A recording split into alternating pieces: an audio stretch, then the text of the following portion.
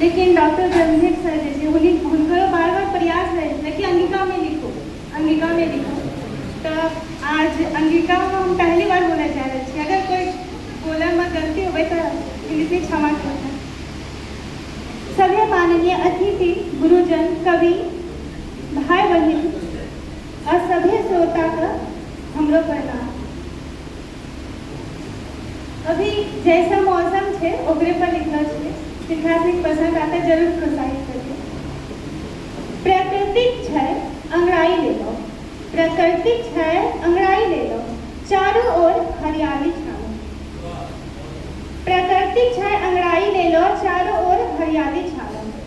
प्रेम मिलन केरो मधु बेला में, प्रेम मिलन केरो मधु बेला में बुन धरती से मिल ले लो, बुन धरती से मिल ले लो।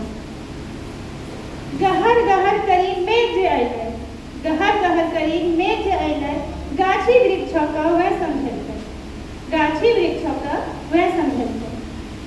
आय केरो दिन छे बड़ा जे अच्छा, आय केरो दिन छे बड़ा जे अच्छा, देखो प्रेमों का रास से सच्चा।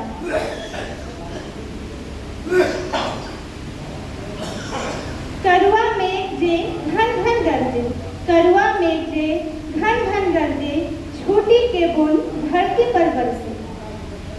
गाछ झूमी कर खुशी मनावे, गाछ झूमी कर खुशी मनावे, मोरा अपनो नाच दिखावे, मोरा अपनो नाच दिखावे।